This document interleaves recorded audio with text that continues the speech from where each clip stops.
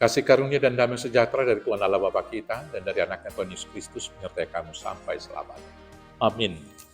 Selamat pagi saudara, selamat berakhir pekan. Dengarkanlah firman Tuhan pada pagi hari ini yang menuntun kita melakukan semua aktivitas kita, yaitu dari Ibrani pasal 2 ayat 15. Tapi saya akan membacakannya mulai dari ayat 14 sampai dengan 18, demikian firman Tuhan.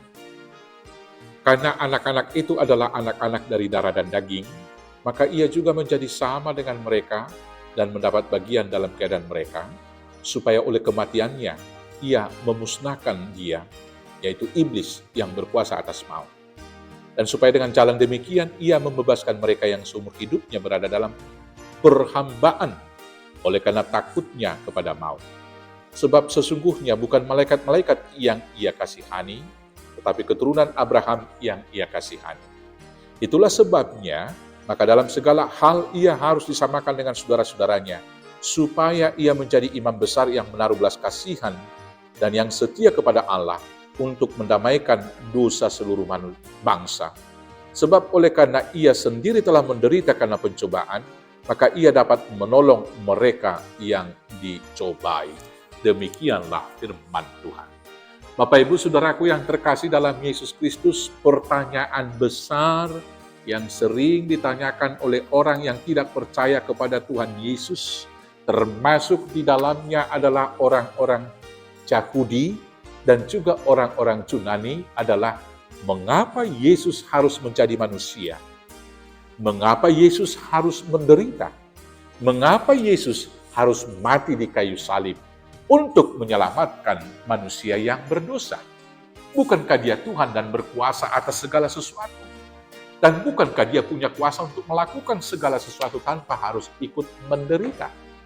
Maka karena itulah Rasul Paulus mengatakan di dalam 1 Korintus 1 ayat 19 itu, bahwa berita tentang salib adalah kebodohan bagi mereka yang tidak percaya, tetapi kekuatan Allah menyelamatkan kita orang percaya. Bagi orang Yahudi itu sebuah penghujatan kepada Tuhan. Bagaimana mungkin seorang Allah mati dan disalibkan? Bagi orang-orang Yunani itu adalah kebodohan dan olok-olok. Bagaimana seorang dewa kalah di tangan oleh manusia?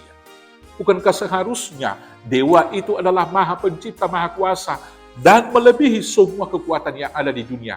Bukankah kekuatannya supranatural?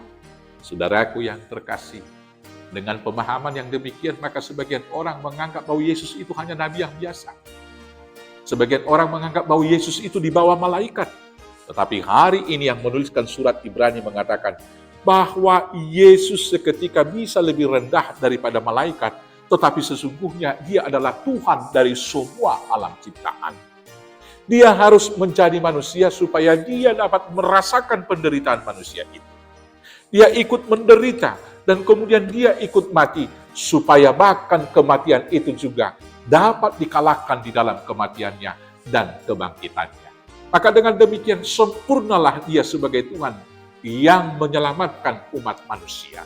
Sebab pimpinan agama yang mana, nabi agama yang mana, yang merasakan perasaan dan ikut menderita seperti umat manusia yang harus ditebusnya selain daripada Yesus Kristus?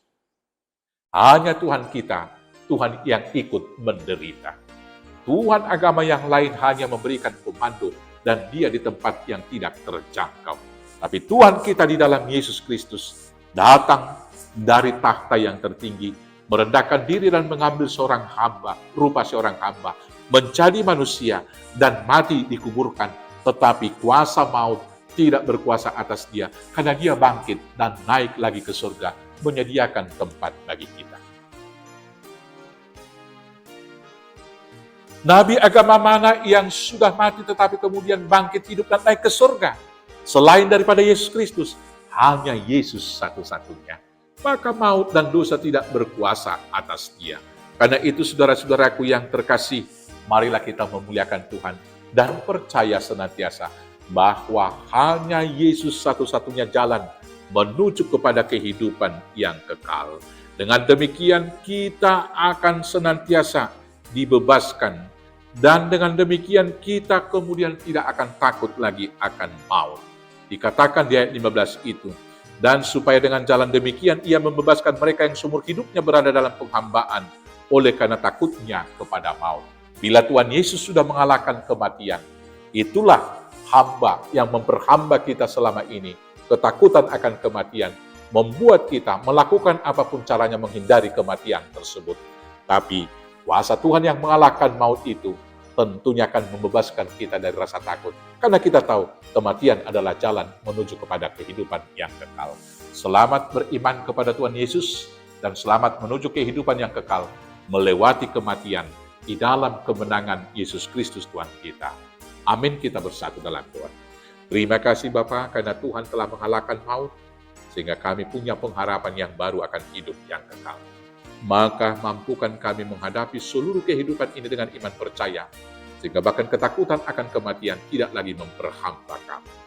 Lindungi, sertai dan berkati kami dalam semua aktivitas kami hingga Kristus datang kedua kali. Di dalam Yesus Kristus, Tuhan Juru Selamat kami yang hidup. Amin. Selamat beraktivitas, selamat berakhir pekan. Tuhan Yesus memberkati. Horas, horas, horas.